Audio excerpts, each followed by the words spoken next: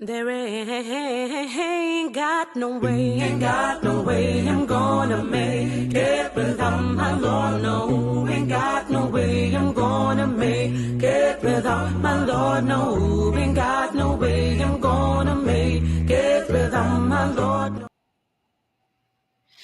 Okay, so we are live back on Breaking Out of Depression. We really apologize for that moment where the technical difficulties really throw a spanner in the works a bit. You know, the devil can be busy from time to time playing the fool, but we are back on track and everything seems to be all go at this time. We're just going to change up things a bit. We are supposed to have a promo video and so on, and then a formal introduction. But as we are on, and it's about 2 minutes past 7 now, we're going to get into our personal stories and we'll be interviewing each other, Gabriella and myself. And I would give her the opportunity to decide which one goes first. If she wants to go first, fine. If she wants me to go first, I don't have a problem with that. So we have half an hour each that we're going to share with you from our personal stories, experiences, our expertise. And of course, in between, we'll give you the thought of the week as well. So, Gabriella, you decide.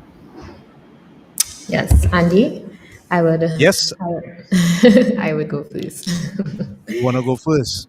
Yes, I would go first. All right. So, first of all, I want you to tell everybody a little bit more about yourself and how you happen to be a co host on this Breaking Out of Depression program, just briefly.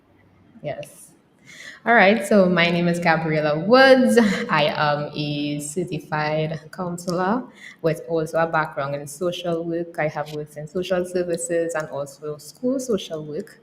I am the founder and CEO of Gabriella's Double Impact Solution, which is a hybrid model that integrates both counseling and mentorship. So, in this journey of actually starting my business, I would have reached out to Andy, and he came to me through a referral, and I reached out to him. I called him and I explained to him, this is my desire, this is where I want to go, and I needed the guidance. And so I reached out, and we were able to connect and go through several sessions where he would have helped me to develop and to grow and to really channel my thoughts and my direction in terms of starting my business in counseling. And yes, it was very challenging because he was causing me now to think and to really dig deep and to build my confidence, to build my thoughts, my dreams, my aspirations, and really come out into a space where I could actually now be so profound and so professional, and it enhanced my development because I'm a person who loves personal development. So it doesn't have to be business related. I'm a person who always loves to do things that is on a personal level and developing me. And when I reached out to Andy and we were able to go through the sessions, and I came out strong. I came out better than I started. I came out really confident and really ready to just go. I said, yes, I could do Mhm. this. And afterwards we would have parted ways, and I eventually asked Andy if he wanted to be my mentor, and he did agree, and he said yes, he has no problem being my mentor. And some months passed, and he reached out to me, and he asked me if it is I would like to, take up this mantle of being the co-host. And of course, when he asked originally, I was like, okay, sure, no problem. I was thinking that it was going to be a one-off, a one-off thing. That is something is going to be. He just wanted me to come and be the speaker, a co-host for one session. And then when I realized, no, this is something ongoing, I started to ask more questions. I'm like, okay, is this something that you see going on for how long? How long is this for? And he said that it's going to be for this entire year of 2025. And I was like, wow, Lord, what is this? What is this? Why are you putting me in this position? And he said that he would have of course prayed, and God guided him to bring me into the platform. And I'm very thankful, I'm very grateful. And I also would have reached out to God in saying yes to this venture. So yeah, that's how we got here. Yeah, wonderful. Thank you for sharing. So let's get down to the deep hearts of the matter. Could you recall one of your lowest moments in life? And what was it like for you emotionally and spiritually? Could you recall? Yes, I could distinctly Mm-hmm. recall I was about 11 or 12. Mm-hmm. And I was a churchgoer, and you hear what Mm-hmm. I'm saying, Yeah. churchgoer. Yeah. So I was heavily there. I was going to church every Sunday, Sunday to Sunday. And, at that point in time, I decided to join the youth group because the youth leader was always behind me, coming to the youth group, coming to the youth Yeah. group. And I was going out of routine. And, in the midst of it, I was living, like we say, a double standard life. I was in the church, but I Mm-hmm. was outside of the church. Wow. And at that particular point in time, I got into a relationship with someone who was not a believer, Mm-hmm. and from that point, it ended up into a situation where I became a disappointment because of the choices that I made. I Yeah. became a disappointment to my parents, especially my Mm-hmm. dad. Yeah. And listen, my dad is my eyeball. And Right. when I realized that, what I have done and what, the mistakes that I would have made and the choices that I would have made so early in my life as a youth, because I mean, and at that space, is identity crisis. At that point, you're trying to figure out life, you're trying to enjoy life, you're trying to just be out there, and it was really a trying time for me. And I reached Mm-hmm. a place where I'm going to be very, very vulnerable here. Yeah. I reached this place where I was so depressed and Mm. so I was blaming myself for everything. And I was Yeah. like, you know what? I don't want to live anymore. I don't want to be here anymore. Right. And I attempted suicide. Mm-hmm. And my mom, she caught me at that particular junction. Yeah. And she was able to take away that particular thing that I was trying to kill myself with. Yeah. And it was really a very low point for me where I realized that, life is really precious. Mm-hmm. And sometimes it could come to this place where you want to give up and you feeling like so low. You're feeling Yeah. so bogged down. You're feeling like nothing, like there's no point in living Yeah. anymore. Yes. And for me, I reached that junction, and when I want to talk about the support systems around.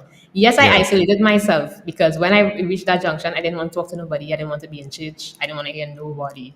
Nobody. Mm. I was just home and just crying and just trying to figure out life.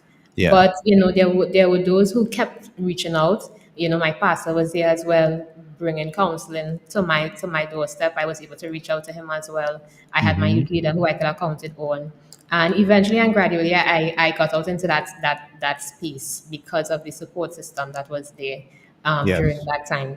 So it was really a trying time, but it was also a time where I was able to see who was there to really bring me through, who was there to encourage me. And, despite my parents would have been disappointed, they didn't give up on me as well. They continued to love me. They continued to, encourage me and ensure that I stay on the straight and narrow. So that was really the highlight for me. That was really something that was a very low time, but it was also a point where lessons was learned greatly. Yeah. Yeah. You spoke about so much. Thank you so much for sharing and for really being vulnerable and open about that. It Yeah. takes strength for people to do that. And this is one of the things that I really love that we can share with Yes. our people that they can see we have been through some mills as well.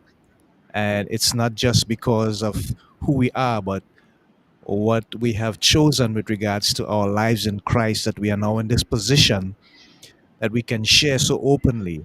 Yeah. And you learn some lessons from that experience. As you said, you saw the power of love from your parents who did not give up on you despite they were disappointed in you. The pastor was there, others were around.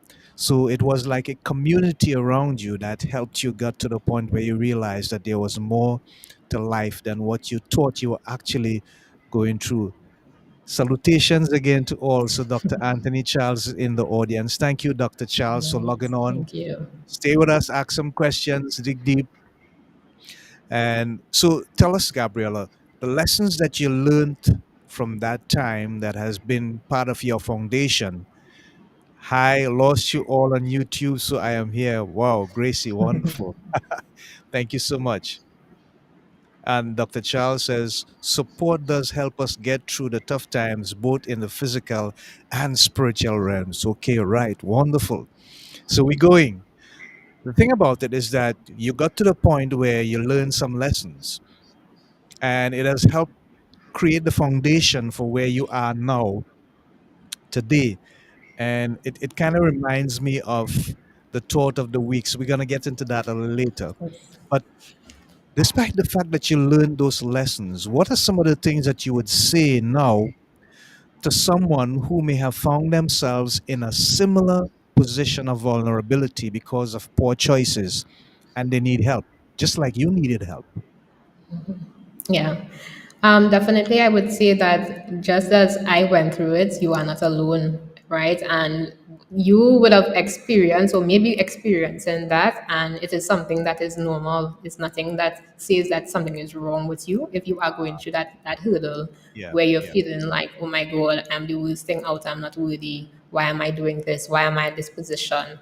Yes, you may feel like that, and well, as I said, it's all normal, but don't remain there. Don't allow the negative to overpower you. Don't let the negative define who you are, because you are more than what your negative thoughts are telling you right now. And if you are struggling and you are at that junction where you are feeling low, you are feeling like giving up, you are feeling like you don't want to live anymore, reach out to someone, because there are persons who are willing to support you. You just need to reach out. You may feel like you are alone and you may want to isolate yourself, but isolating yourself only carries you deeper and deeper and deeper into that state of depression. And allowing yourself to stay in that dark place could only lead to one thing, or could lead to several things, but you don't want it to lead to the point where you just want to end your life. And that is where the devil uses you, in those dark moments. So don't remain in those dark moments, and don't be afraid to reach out and seek that help that is needed, and seek the support. Let persons come and show you love, show you that yes, they are, and you would learn from their mistakes as well, because you will get to understand that they all would have made mistakes and poor choices sometimes. And it's not just you alone who would have done this. And you could lean, and you could lean from their experiences, and from their lessons, and from their past situations. So reach out. Don't be afraid to reach out. Yeah. I was kind of hoping that the other guests that we had would have come back, because I think she reached out to me from Jamaica, having seen our program, and I was Yeah. able to give her some hints on some stuff that she was going through, and I really wanted her to hear this part of the episode. I hope she gets back. So I'm gonna stick with you, Gabriella, for a little while longer. After this question, we're gonna have the thought of the week. Yeah. But looking now at your life, looking back at your life, and seeing where you have come to where you are now, and understanding the power of not trying to be alone, but being involved in a community where you can actually reach out to people, where you know someone can help you. Someone may have gone through something that you are going through similarly at the same time, or they have had the experience with someone else, and therefore, firsthand, they would know exactly what you're speaking about. Would you say that this, in many ways, would have helped you to find your true calling as a counselor in life? Definitely. At that junction, yes, it would have resonated with me that there are others who are suffering. There are others who are going through their challenges in silence, and Hmm. I wanted to be that voice. I wanted to be that person who would say, you know what, you are heard and you are valued, you are appreciated, and there is a safe space for you to come out of those Hmm. situations that you are going through. Yes, Yeah. there were times that, I mean, at that junction at 11, 12, it was there, the thought was there that I want to help. Hmm. Was it grounded? No. It Okay. was there. Yeah. But eventually, as the years went by, is when God continually just keep bringing persons to me. It's like persons just Hmm. coming with the same Yeah. situations. Yeah. Persons coming and they're reaching out and they want this advice and they want this encouragement and they're always looking to you. And I was like, Lord, what happened? Why me? Why me? What is it? What it is about me that person's always coming to, to talk? And as God continually to bring person to my forefront, I was like, you know what, I'm going into this profession. I looked at different avenues as to how I could become so effective in helping. And my first love was social work. Yeah, I always wanted to be in that forum. And as time grew, I decided, you know what, I wanted to be the counselor. Yeah, Mm, social work and counseling is two different spectrums, yeah. right? Yeah. With social work, you are able to help persons, but to an extent. But with Yes. counseling, you go into Yeah. a deeper type of counseling Yeah. and help with Yeah. persons. And with the counseling, I also say, you know what, persons need the tools, they need the knowledge, also coupled with counseling, and that is what Gabriella's Double Impact Solutions is all about. I wanted that platform where persons could not just receive counseling, but they could get mentorship along and paid with counseling to go through their challenges. Yeah. I feel, Gabriella, that Dr. Charles is trying to put us on the spot because I'm going to let you read the question. Oh, go ahead. Read the comment first and then the question. Gabrielle is so right. The struggle is real because we are finite. The hope as well is real because of God's infinite grace. Yes, Wow. definitely. That's powerful. Yeah. Yeah. Oh, they are coming in Question. fast and furious. With all the information and negative energies around, how do we reach young people now who self harm or who are suicidal? All right. Yes. So we're going to deal with that and then we're going to go on to Gracie's comments. So go ahead, Gabriella. Respond to the Yes. question. Yes, right now in our society we could see that a lot of the music, a lot of the things that are being portrayed in our society is to desensitize our youths and put them into this space where they just think negatively. Hmm. I would have been in the school setting for about a year, and the amount of students who are at this junction where they don't want to live no more, where they are cutting. So you would see the marks on their hands, and they would hide it. They would try to hide it. And when you dig deeper into their life, you get to realize that sometimes it's childhood experiences. They're in a home where the parents on the brink of a divorce, or they may not be living with both parents, or they're in a situation where the parents are always their parents are always forcing them to do things and causing them not to be children. A lot of children, youths are actually adults in their home. Sometimes they have to take care of all the siblings. You might have the young one or the oldest one taking care of all the siblings. And it is stressful. And then they have to come into the school setting now and function. They have to do maths, they have to do English, they have to do science, they have to do this, and still go home and be an adult. And so it becomes stressful on the youth.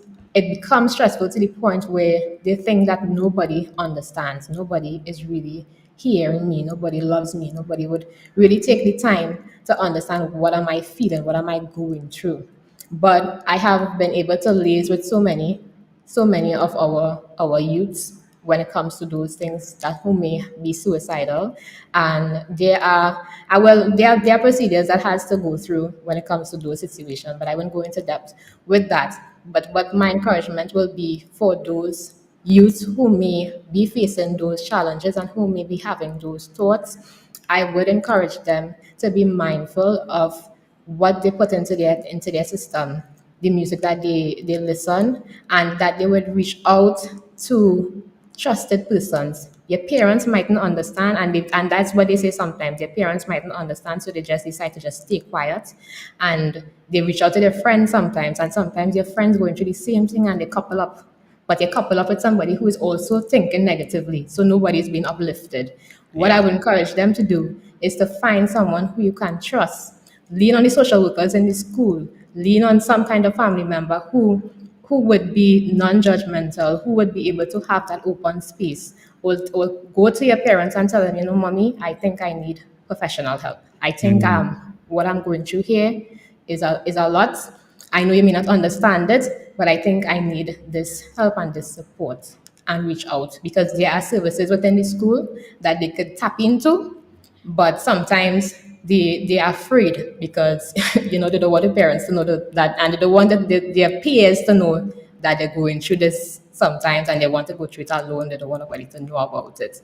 But reach out to the services that are there. And if it is you want to reach out outside of the school system, there are professionals that you can call. There are hotlines that you can call as well, who would be able to help you go through whatever situations that you may be facing.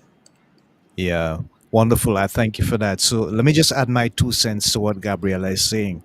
She's the Yeah. professional counselor, I'm the professional coach. What we do is we seek to find the root cause of why the person is actually doing what they're doing. There's always a root cause, and this is something that I want us to Yeah. really understand. If you see somebody committing a crime or doing something that you know is wrong or evil or sinful, there's always a reason driving them to that place. And yes, while the foundation, as we know, is basically spiritual, there's also an emotional connection and a psychological connection that is taking place at the same time. That is where they need to find the solution. Most of them know what the real root of the problem is, but they don't have anyone to guide them to deal with, manage, and come to terms with the root of the problem. That's where we come in. We help them to go there by taking certain small steps, going down memory lane. Go back, check back. When did you start seeing yourself as being insignificant or invaluable? Or you had limiting beliefs about yourself and you started to think that you don't belong, you're not loved, you're not cared for, you're not understood. You have to go back down memory lane with them, Yeah. slowly and carefully take them back down there. Now, when they get to that place where they recognize, wait a minute, this is where it all started, you ask them to deal with it in a real manner. How do you feel now emotionally that you have reached at this juncture, at this point? And then let them lay it out for you. And guess what? Over a certain period of time, once that level of session continues to be enhanced and successful, eventually that person will begin to realize that they are much more than any condition or circumstance that has happened in their life, no matter how terrible it has been. And they will stop seeing themselves as a victim, stop seeing themselves as something that has happened to them, and rather seeing it as a part of their life that has happened around them, but does not define who they are. That's the mental point that you have to get them to reach now, to realize mentally what happened to me was not because of me. It happened because life is sometimes like that. There are some things we can't explain, there are some things we can't understand. Even if it was a parent or a loved one that may have done them harm and they did not recover, they too had a reason for doing what they did. And they are also victims of circumstances that they are thinking of, but they have not been able to totally manage. So, as I said before, there's the spiritual aspect of it, there's the emotional aspect of it, there's the psychological aspect of it. We deal with all three. So, when you get to the place now where you realize, wait a minute, I can address this in every session, point by point, until I reach to the place where I realize I can actually change my mindset about who I am and embrace that beautiful and original person that God has made me to be. It makes a world difference. So I hope we are answering the questions here. So let me go back to Gracie Vincent, the comment that she's making there, then we'll get into yes. So long you have support from people or family and loved ones, we will get 100% there. God is always there for us, and by talking with the elders of our church, we should get the help we need. I love how she said we should get the help we need. She's keeping it real. I love that.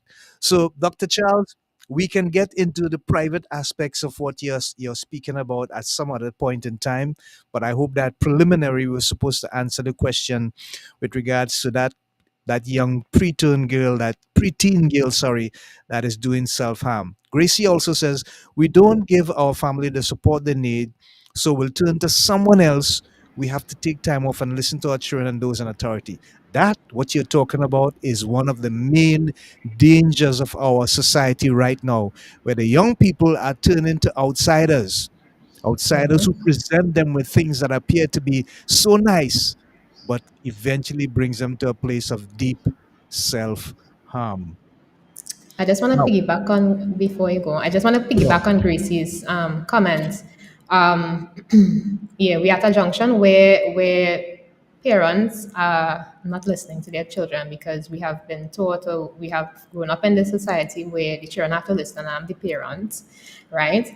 And in these situations, what happens sometimes, especially in the school setting, when we deal with students who may be self-harming or who may be going through these challenges, and we go through something called the ACEs test, which is the adverse childhood experiences, where we have a breakdown of all the different things that the child would have been exposed to as a child, whether it be exposed to drugs, exposed to alcohol, exposed to abuse, and exposed to so many things that would have happened throughout their childhood coming up. And you get to realize, as Dr. Charles says, the root cause of what they are going through. However, you may try to, okay, we may successfully help that child within the school setting go and overcome their challenges and see themselves a particular way, but they go back into the home environment where the negativity is still there. And we need to kind of bring back the parent. We need to bring the parents into the loop where they understand what the child is going through and take away the pride. Because a lot of times the parents sometimes are denial and they might be prideful. No, I don't want, don't talk to the social worker, don't talk to the counselor because they're being with business. But if you want your child to overcome, if you want your child to not reach this junction, because we see it on the news, it reaches to the point where it is too late, and you wonder, but the child was so happy or portrayed to be happy. And we're trying to figure out how come they resort to suicide. But if we take that time to mesh and bridge that gap between the parents and the children so that they could understand what it is they really are facing and going through together as the parent and as the child, then they both could help that child to overcome their situations and be that support that they need as well in the home environment. Absolutely amazing, wonderfully. Now you're seeing why we are where we are, right? You're seeing and you're hearing. So Gabriella just blew us away with that amazing um, explanation as how we can address the situations. The response hits some great points. I'm glad the pastor coach mentioned root cause aspects: physical, mental, emotional, psychological, and spiritual. More to find out in the specific situation I'm aware of and relay. Thank you. Blessings. To God be the glory. So now we can have the thought of the week, and I'll have just one more question for Gabriella as we continue this wonderful episode. Thought of the week: the winners desire never to lose, but the greatest of them all learns from his mistakes. And this is not biased. When we say his, we like mean everybody, right? The winners desire never to lose, but the greatest of them all learns from his mistakes. The greatest of them all learns from his mistakes. The key to understanding that is it is not about winning, but it is about learning to win after you have lost. Thank you so much, Dex, for the thought of the week. So we have just one more question for Gabriella. Gabriella, what does the future look like for Double Impact and your desire to continue to be of this source of help and support and inspiration to the people that you would meet or those who would come to you seeking your professional, spiritual, as well as clinical advice? My deep desire and my future goals right now when it comes to Gabriella's double impact solution is to really impact the lives of those that come to me, whether it be youths, families, couples, that they really come to that place where they realize who they are I think Hmm. that's one of the junctions, the pivotal junctions that needs to be addressed before moving forward, because a lot of times issues are tied back to who they are. Sometimes they don't even, they're grappling with that aspect, and, identity crisis. And I would like to, encourage persons to really reach out for the help that you may need. And that's what Gabriella's Double Impact Solutions is here for. I am here not just to help you to overcome those hurdles that you may face, but also provide you with the tools and the resources that is needed to even succeed after you would have encountered the counseling relationship with me. And I want to also, my desire is also to bring on board some mentors. So I would be advocating for some mentors. Because what I'm seeing with the business is that I would not just be counselor and mentor alone, but I want to also bring on persons who may start off as voluntary for now to help, so that when I would be able to go through the counseling relationship with my clients, I could also refer them to that mentor who would work alongside me in helping shape persons to reach their desired goals and to overcome their situations, and maybe in the long run expand to the point of being able to pay these persons who would join me together in helping others to overcome their challenges. Wow, it seems as though Dr. Charles is vying for a spot on the panel. Let me read his comment and you'll see Yes. why. He says, "The stones beneath our feet are not stumbling blocks, but elements to build us up." Wow, you just churning them out, Doc. So, Gabriella, I'm on the spot. Yes. Whew. You would have mentioned earlier that you, when it comes to Dr. Salas, that was one of the persons that would have really resonated with you. You spoke about that analogy that he spoke about regarding the sun and the sky, not being able to see that sun. What would have happened, or which part in that life, in your injunction of your life, you would have experienced that low moment, or that moment where you was really struggling to feel that warmth of that sun? What happened? Yeah, well, brace yourself, right? You asked for it. Yep. 25 years ago, roughly about 25 years ago, I decided that I no longer wanted to work for anybody because I was working for people and I could not find fulfillment. I could not find peace. There was something that was always missing. And I was just curious as to what is this thing that I'm missing? I'm making long hours. I'm being paid, you know, pretty well at the time because I had my qualifications and I was always a senior officer in the company. But there was something still missing that I couldn't put my finger on. And I was running this company for a guy from one of the Caribbean islands, Jamaica. I wouldn't call his name. And everything just went downhill. And I found myself broke. I mean, like just flat broke financially, mentally, spiritually, physically. Nothing about my life seemed to make sense. And I had a one check, and that check was for $3,000. I had lots of things to do, so it meant that that $3,000 was going to go in a heartbeat. And I found myself trying to figure out what my next step was going to be in life. And so I decided, you know what? I'm going to start my own business. I'm going to start my own company. And when his business was wrapped up, I was left with some debts that I had to take care of. They came and they collected the vehicles and other stuff, you know. They sent their people to collectors. The collectors, they came with official documents and collected their stuff and so on. And I found myself reaching out to the clients that we were working for and begging them to literally keep me on until I got my documentation put together. But I did not have the funding to do it. And I did not know where to start. I had a pair of shoes. The pair of shoes was black with a sort of silver tip. And I would just carefully take care of that shoes because it was the only pair of shoes that I had that I could go out with. And the main thing about this pair of shoes was that it had holes to the bottom. So I would go out and I would walk. I had this beautiful brown pants and a striped shirt. I could still remember, I could still see it in my mind's eye. And that would be my outfit as I head out with my documents and just trying to sell my dream to people.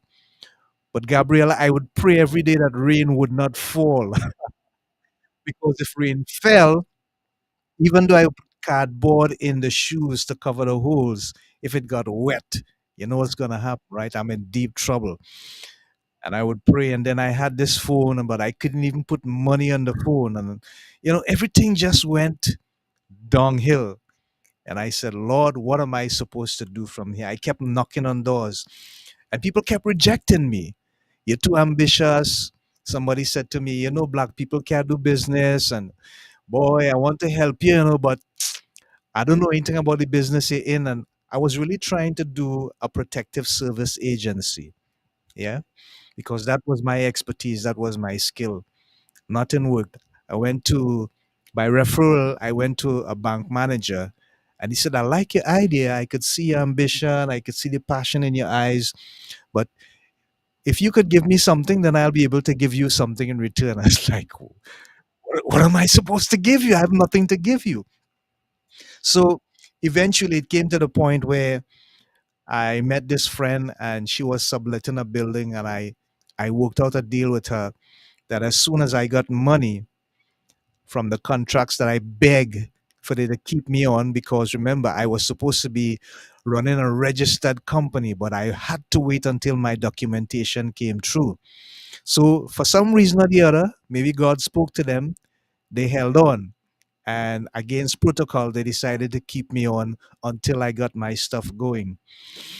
So I got this little 10 by 12 box, and I sat down one evening and I literally cried. And I'm saying to myself, God, why am I in this position? What am I supposed to do now from here? Nothing about what is happening makes sense. I need guidance. And I said, I come from a home where my father is a Baptist minister, and I know how to pray. I know how to reach out to you. Am I doing it right? I'm questioning myself and I'm Yes. doubting what I'm actually, and I'm saying, I need help. And in that moment, you know how people say, well, they kind of hear a voice? I didn't really hear a voice, but in my spirit, deep in my gut, I felt like someone was saying, get pen and paper. So I got pen and paper and I just started to write. And the inspiration came to me, hold a meeting with your staff. I think it was about 10 or 12 persons at the time, and ask them if they could take half of their month's salary, and you take the other half of their salary, give it to the bank manager, and let them set up a system of accounting for you that was called then an overdraft, right? Yeah. So I said, wow, this I couldn't even sit down and think about that by myself, right? I just felt that dwelt Surge in your deep in my spirit. spirit. Yes. And then the next thing was, so what it means is you're gonna have to change up your pay system. You'll pay people from the 15th of one month to the 16th of the next month, but you're gonna pay them at the end of the month. So they'll always have 2 weeks inside. They bought it. It was sold. And I was, wow, this only could come from God. And I went and I had the meeting, they accepted. I took the money to the bank manager. It was just $10,000, right? And they set up an overdraft facility. And I'm saying this now, I will never ever encourage anybody who's getting into business to do an overdraft facility. I'll tell you why after. 10 years after, our overdraft facility went from 10,000 to $250,000. Wow. But that moment in my life, Gabriella, Everything about what I believed in did not make sense to me. The only thing I didn't do was try to jump off a building or something. The thought came to my mind. Yes, it did come to my mind at some point in time. That, because I kept knocking on doors and people just kept pushing me away. Nobody said, "Yes, I could help you. You could do it." Nobody. And I'm thinking how long this shoes is gonna last. If it's gonna burst open, and like I said, every day I'm praying, Lord, please don't let the rain fall. Yes.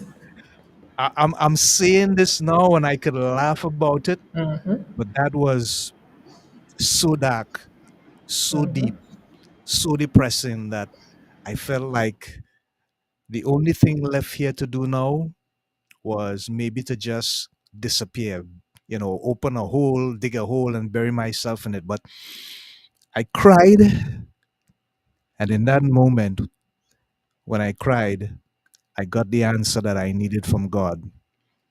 And to me, that is the depth of what brought me to a place of realization, to recognize that even in my deepest, darkest moments, God was able to bring the answer that I needed. But if I didn't know what it was like to be there, then I would not have known how good He is and what He can do in my life. And now I want others to understand from my experience and from what I've learned professionally, I can be a source of inspiration to many to go from a place of darkness to a place of light. So that's it for me. Wow, Andy. Ooh. Yeah, I had to read that because that was really, really, really a dark place. And thanks for being so vulnerable. Yes, Yeah, we could both laugh at our stories now. But before yeah, yeah, we yeah, was in this yeah, dark place. yeah, And yeah, persons, we being vulnerable here because we want persons to understand that we are humans too.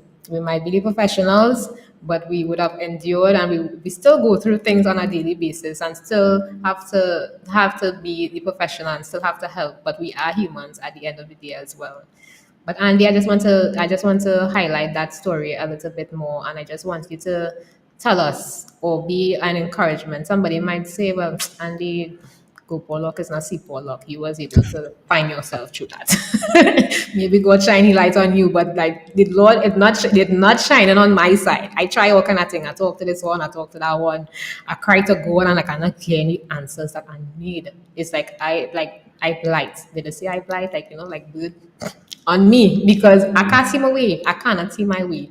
yeah, What would you tell that person now who may be at that junction? And as I listen to your story, I'm thinking about our special guest who spoke about the gutter gospel. He was at that low, low, yeah, yeah, low, yeah, low yeah, point in his life, and yeah, he had the same experience. God came to him at that point, and God yeah. was able to take him through. But what encouragement, what is one piece of advice you would give to persons who may be at that junction right now? They might be listening, they might be crying and saying, "Yes, I could relate. I could relate to what you are talking about, but I just need that guidance." Yeah. First of all, let me just say that this actually happened for almost 6 months. I I was like back and forth for about a period of 6 months, Yeah. and it was so depressing that I actually don't know, Gabriella, where I got the strength from to get up every day and just go out there and fight. This Yeah. is what I want you to take from this. Find a way to fight. Yeah. If you sit in a corner and play the victim and allow depression to come over you, it's going to bury you and it's going to bury you deep. I found myself in that corner. And guess what? In that period of time, I would have spent maybe about 2 or 3 hours every day just trying to figure out what the scripture was saying about my life. So there were two things. One, I had a desire to fight. I found the strength somehow within me to fight, even in my lowest, darkest moment. And you can do it too. Every one of us has that ability of resilience to bounce back. Think about what happened in COVID 19 time. How many people who we thought would have died survive? Why? Because many of us have this just human built in ability by God, the Creator, to bounce back, to be resilient. And sometimes when we think that it is the last point and it's the lowest point, it's the point where we actually have the ability to get up and go again. Find something within you that you know you can do well, that you love to do, that you will allow to define you as someone special. Everyone has something special and unique about them that makes them a human being. Find what that is, define it properly, hold on to it like a treasure, and make that the foundation upon which you fight for your life. Don't think you're a victim. Don't think you are alone. Gabriella spoke about this earlier. Don't think that these are the darkest moments of your life and that it is going to throw you into a place of nothingness. The minute you begin to engage and harbor those thoughts, you are heading for defeat. You have to mentally and emotionally turn things around. And sometimes when you find it for yourself, it becomes so much more better. You know why? It shows your ability to be a resilient human being, and it shows that you desire much more than the conditions that are around you. I don't know where I got the strength from, except now I can tell you it was from God. At that time, I did not know it. But now, looking back over the years, I realized wait a minute, it was God and God alone. That was my personal experience. Yours could be different. I don't know. What I can tell you is this: find something to fight for, hold on to it, define it, make it your own. Find a way to study it, to master it, to become better at it. Enjoy it, and let some level of fulfillment become a reality for your life as a result of that experience. And that will create the opportunity for you to see the brighter side because it will begin to engage you in positive and endearing thoughts about yourself. Your battle is not with your emotions, it's in your mind. Wow.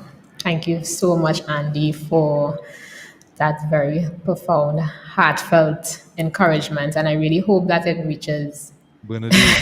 it reaches to those listening. And yes, so my mom says, good night, everyone. God first loved us. We need to love ourselves, then we can love others. I love myself when God created me. He didn't create anyone else like me. I am a designer's original. Yes, you Yeah, are. that's an amazing. But Bernadine, some people take time to get to that place, and it's not always easy. Sometimes it's a challenge. But like I said before, that battle is really a mental one first because your thoughts process your emotions.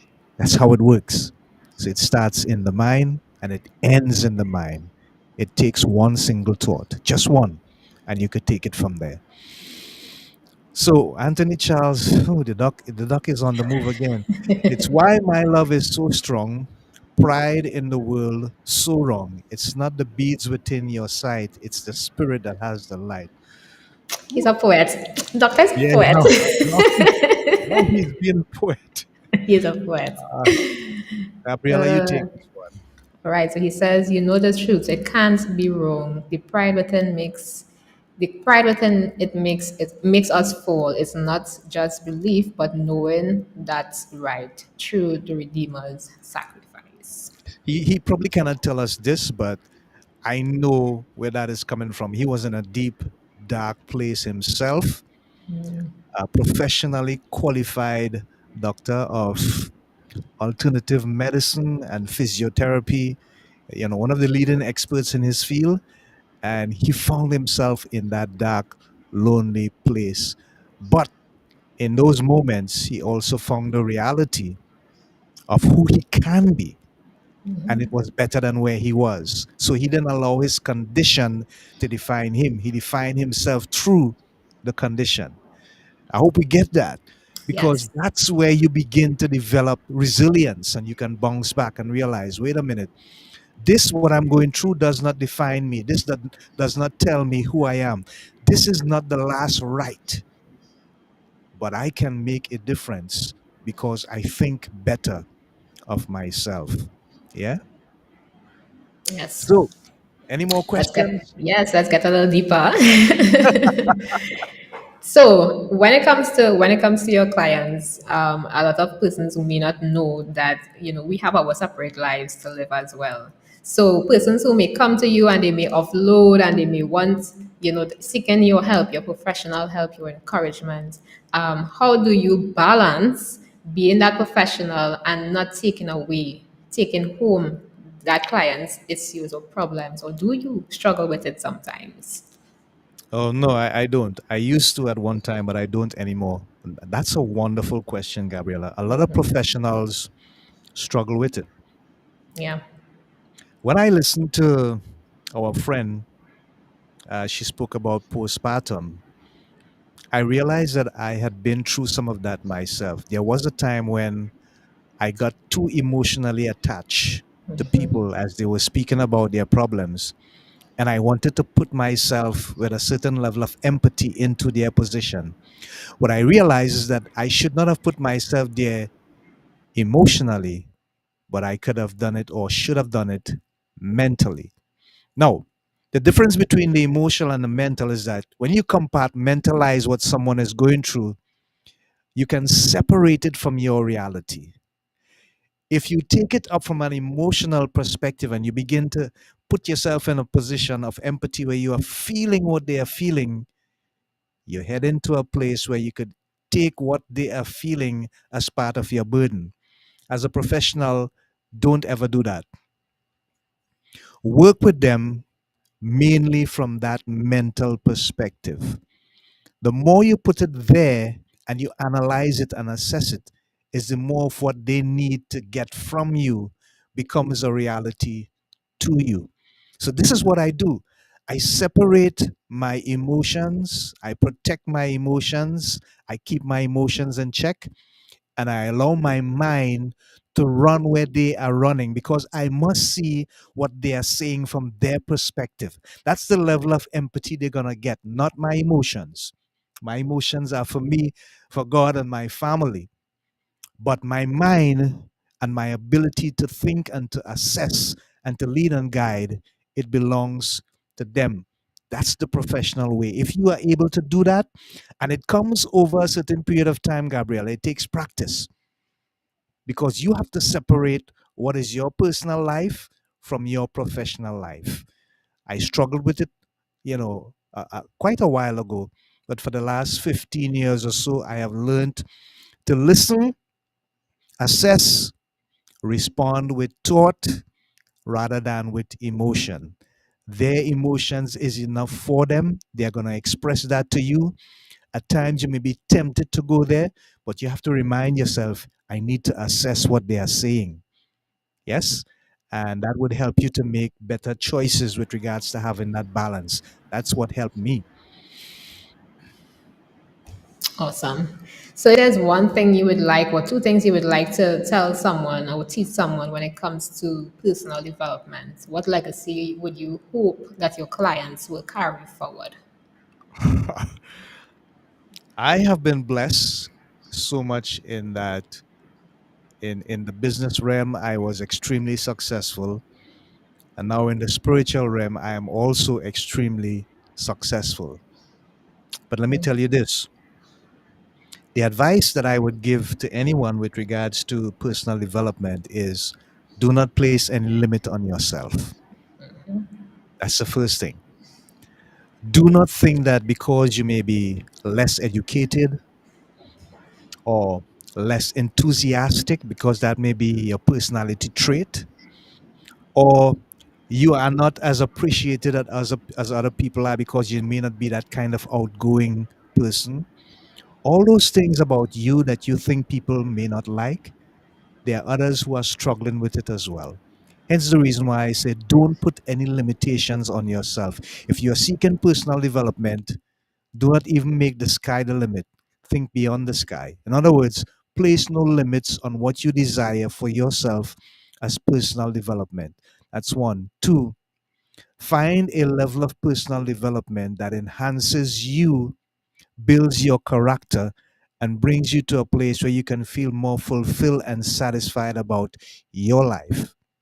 Three, find a professional, either a Dr. Charles, Gabriella, or myself, who would take the time to help you mold and shape a plan that would be specific to your ideals, your ideas, your goals, your desires, your vision with regards to where you want to take your life from where you are now to the next year, next 2 years, 3 years down the road. Last but not least, whatever you're doing, do it incrementally, one day at a time, 1% at a time, but do it also consistently. Meaning, if you're doing whatever you're doing at 10 o'clock, 10 p.m., or 10 a.m., try to make that the time that you do it every single day, or every day of the week, or every other day, whatever it is. Do it consistently. The reason why that is important is because over time, what happens is that your neural pathways on your frontal lobe will begin to engage itself with that timing, and momentum is going to build. And you're going to find yourself, let's say you started doing 1 hour of personal development. Over a period of time, if it's been done that way and consistent, you will find yourself having a desire to do more than an hour. It will come naturally, momentum will build.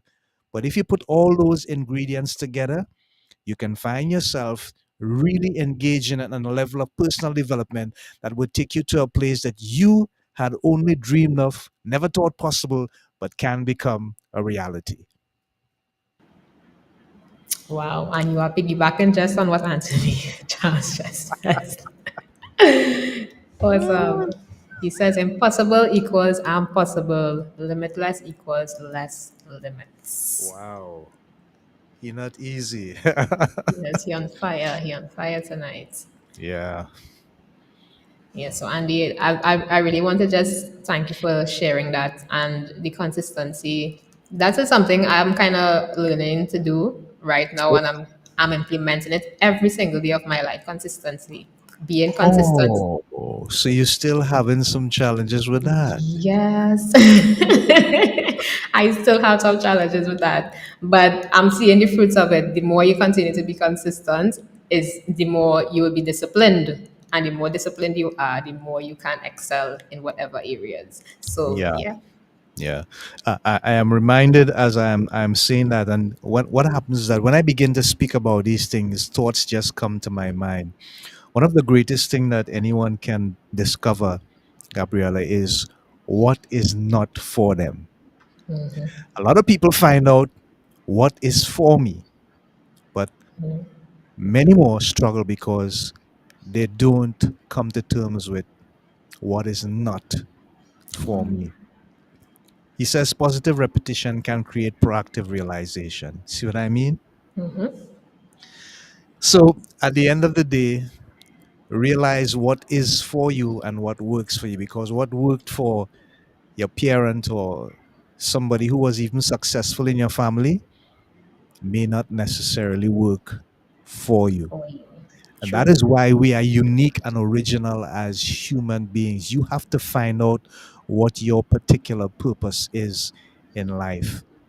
And when you discover it, there's something that hits you on the inside deep down, and you know it, just that deep gut feeling. When that happens, don't hold back. Throw the whole kitchen sink at it. Just go for it. Just literally go for it. Go That's what for I it. did. Yeah. That's what I Yeah. did. I became a member of the Churches of Christ on the 1st of April 2012. On the 1st of April 2025, I became the lead minister of that same church. Think about that. That is not some, and I don't tell a lot of people this because it's a milestone in my life, but it is one that had me, wow.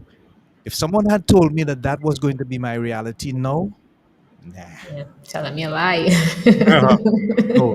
But imagine that 13 years, and I'm now the minister of the entire congregation, but it's the congregation that I began my walk and journey in Christ as a member of the household of faith. So, for me personally, that is why I can tell you from my personal experience, don't put any limits on yourself. Stretch your imagination as much as you possibly can. And as I said before, just go for it. It is better to put everything you have out there. And even if you didn't make it, at least you have the satisfaction of knowing that you give it your all. Instead of being half hearted halfway, and then at some point in time, you just didn't get there. What a waste that would have been. But you need to put value on the efforts that you make in your life. Those values are the things that can get you to a place where more value can be added. And when that happens, you can fill your cup and let the overflow be the thing that you use to help people to fill their cup as well. Yeah. Yes. Thank you so much. And as you're saying that, I'm just reminded of Rhonda, our special guest so long You know, ago. I was thinking about Rhonda Britton Yes. just a couple minutes ago. I was thinking about her and her And as amazing power yes. to forgive and to love despite that traumatic experience she had looking and seeing her father blow away her mom right before her face. My God. Having to live with that for 20 years until she finally, yeah. Thanks, Gabriella. That Okay. was an amazing, amazing story. Totally amazing. Yeah. So we're up to the hour mark. I'd like Dexter to bring back the thought of the week. Let's remind people that there is a process with regards to engagement to win, and it is something that one must be willing to go through. It is not just about winning all the time, it's about being able to win even after you have lost. The winner's desire never to lose, but the greatest of them all learns from his mistakes. If you want to learn how to win, embrace the losses in your life. Psychologically and emotionally, it makes a difference because it helps you to build character, especially when you understand what it feels like to win after you have lost. Okay, so the winner's desire never to lose, but the greatest of them all learns from his mistakes. Gabriela, I want to put you on the spot a little bit again. Um, I can point out if I am asked, I can point out maybe one or two persons who I have seen overcome, you know, stuff in their life because of the interaction that I have had with them. Does any of that stand out in your mind with regards to persons that you would have helped professionally as a counselor? Is there any one client or person that made that big impact upon you and you just can't forget or help to remember that experience you had with them? Yes. The more and more I deal with clients, and I don't know, for some reason, I don't know if this is the Lord, but a lot of my clients come on the spectrum of couples. So either it be premarital or marital, Yeah, right? So while I also deal with youths and other issues, couples always coming to me. So I'm like, okay. yeah, yeah, But one thing about it is that what stands out for me with what that particular couple that I dealt with is the fact that they had God at the center, and they didn't use they didn't use that to deter them from their goal and mission. It continued to build for communication. They were able to understand who they were in Christ, and then were able to implement it into their marriage. And one thing for me is when couples try, you see, trying, actually putting in the effort. So you may give them assignments, you may give them things to do that will help them to guide them to where they need to be.